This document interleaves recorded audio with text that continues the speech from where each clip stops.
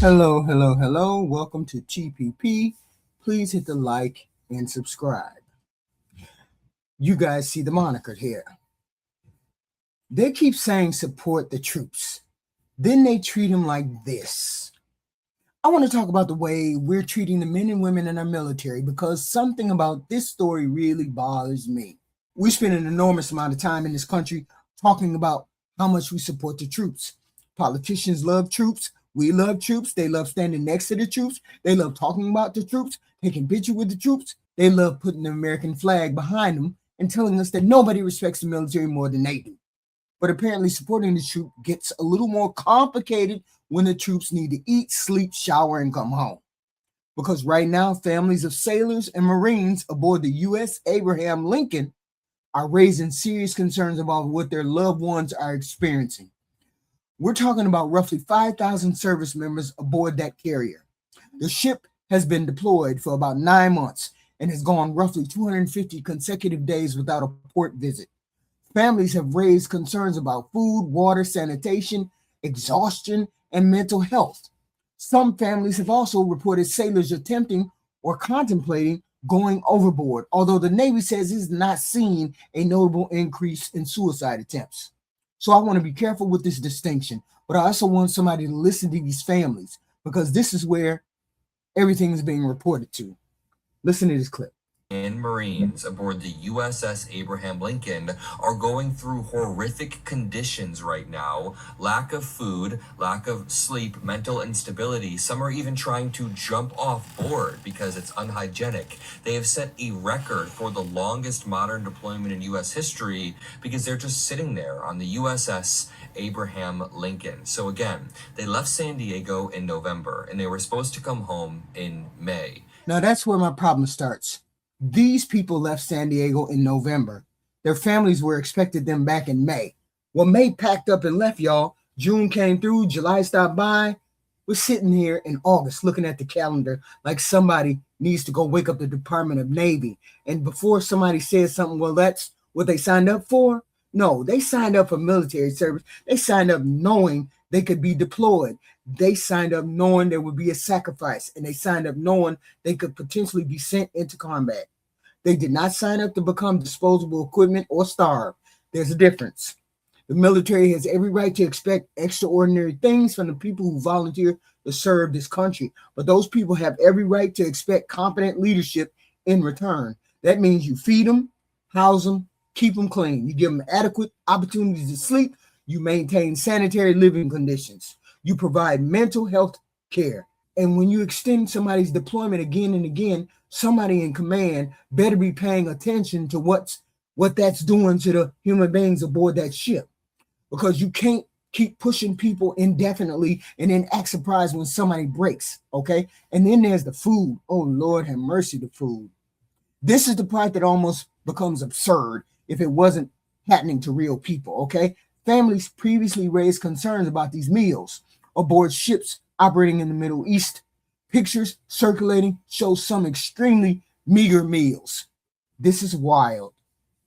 This is wild. Viral photos online claim to show miserable meals for Donald Trump's troops in the Middle East, and it's triggering concern from family members who are concerned their loved ones are going hungry. Tell us all about this. That's right, Mark. As the US maintains its blockade of vessels heading to and from Iranian ports in the Strait of Hormuz, photos of meager meals reportedly served aboard US naval vessels are going viral across social media. Now, this is one of the images circulating, reportedly taken on board the aircraft carrier USS Abraham Lincoln. Shows a nearly empty food tray, a small handful of boiled carrots, a dried out meat patty, and what can only really be described as a slab of grey, unidentifiable processed meat. Now, the second photo reportedly taken on board the USS Tripoli, it shows an equally dismal affair, a tiny portion of shredded meat and a single standalone folded tortilla. The remainder of the tray is left pretty... We, the United States of America, we can move a nuclear-powered aircraft carrier across the planet. Y'all been asking for money from the Congress. $90 billion the last time I heard. And maybe they done up the sum since then. We can move a nuclear-powered aircraft carrier across the planet. We can put fighter jets on top of that. We can track satellite. We can launch precision weapons. But apparently, getting a decent plate of food to the people operating all of this equipment has become the part that stumped everybody. How? How does that happen? If somebody's working 12-hour shifts aboard an aircraft carrier during military operations, you need to feed them. I cannot believe I have to construct an argument around that. And the Pentagon pushed back against reports of food shortage. Defense Secretary Pete Hegseth called the reports fake news, and the Navy said the ships had sufficient food supply. Okay, then I have a simple question. Why are the sailors and their families saying something different? You need to investigate it. Because telling me there's food somewhere aboard the ship doesn't tell me what everybody is actually receiving at mealtime, huh? If Kroger has 400 chickens in the freezer and I haven't eaten since Tuesday, Kroger's inventory is not helping me at all. The question isn't simply, does the ship possess food? The question is, are the people aboard the ship receiving enough nutritious food consistently? Those are different questions. And no, this is not completely new. I went back and looked because I wanted to know whether this was some unprecedented situation. It's not. The circumstances are different, but the underlying problem has happened before. During the 2020-2021, the U.S. Nimitz carrier strike group went through a deployment lasting 11 months during the COVID pandemic. More than 5,000 sailors and Marines were involved. COVID obviously created extraordinary circumstances, including restrictions on port visits, but the human consequence was still an exceptionally long time away from home. So we've already learned that prolonged isolation and extended deployments can put enormous pressure on sailors and their families. But there's an even more disturbing example. The U.S. George Washington. While that carrier was undergoing a major overhaul in Virginia, sailors experienced serious quality of life problems. After 3 sailors assigned to the ship died by suicide within a week in April 2022, the Navy investigated. The Navy ultimately concluded those 3 sailors had separate individual stressors and found no causal connection among their death. But the Navy conducted a broader investigation into quality of life aboard the ship.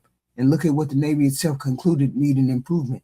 Access to nutritious food, mental health, physical health support, off-ship housing during industrial periods, better access to services, better living conditions.